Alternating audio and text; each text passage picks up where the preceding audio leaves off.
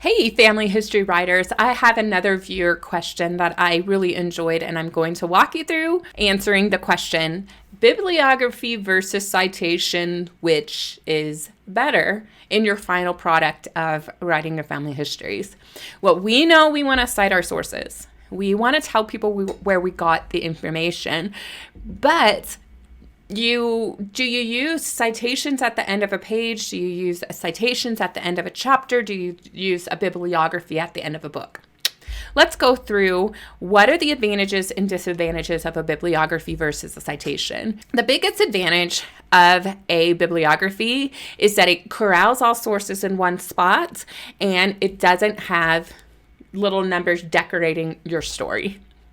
Citations, however, they're these superscript numbers beside a fact, and then you can then look up that number either at a footnote or an endnote of a chapter or even an entire book, and you're going to know exactly which page and which source that fact is related to. Let's walk through a couple of recommendations of when you would use bibliographies versus citations, and then I'll wrap it up with my final benefits of either one in the end. So it really depends on your audience. Yeah, that's the most important factor in helping you decide if you're going to have a bibliography or if you're going to use footnotes and endnotes is your audience. If your audience requires you to use one or the other or both, then you're going to have to use that. But if your audience fits into a different category, then you're going to have to use the one that's going to help them enjoy reading your family history. So, for instance, this was a wonderful book. It was a story of this man, and he would create these diaries in these little matchbooks. Very ingenious. I love this book. Now, this is targeted towards children. Children want the story. They need to be immersed into that story and not distracted by anything else. However, at the end of the book, a bibliography would be just fine. Since it's also short, when you go to the bibliography, there's not a lot of references in most of these sources. Sometimes it can be, but it's easy to go and check out those sources and know what part of the story was referenced as you're looking at those support materials. So for children's books that are young audience and short, I would highly recommend a bibliography instead of cluttering up the story and just distracting young readers. Because young readers, they read everything that's on a page. And if they get to a citation, they don't understand what it means. They don't have that knowledge base. So keep them focused on the story.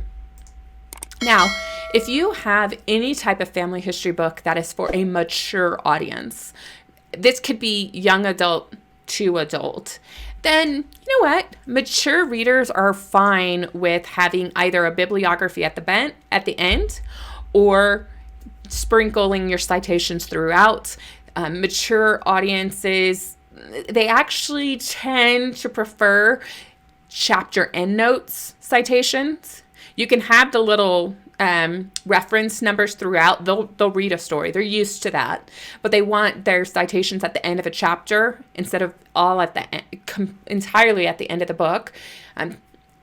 They don't necessarily like footnotes. Just keep that in mind. But the people who really, really love footnotes on every single page that you read, that's going to be your academic readers. They want the citation on the same page where you actually reference it. And that's when you can have repeat use of a citation. You sometimes can have a bibliography at the end, but I haven't seen that as much. You're going to have to determine which audience are you writing for and whether that journal or that publisher or that group wants the citations and the bibliography. But most often they're going to want those citations at the end of each page as footnotes. So that really hope that helps you understand bibliographies and citations and when to use them and when not to use them. It really all comes down to one thing: readability. What is your audience comfort level with citations in the material they're reading? And once you answer that, you'll always know which to use, bibliography or citation. So I really enjoyed answering this question. If you have another question pertaining to genealogy research or writing, either leave it in the comments below or send me an email at devin@familyhistoryfanatics.com and I will address it in a future viewer ask segment. So I hope you enjoyed that video and we will see you next time. Bye guys.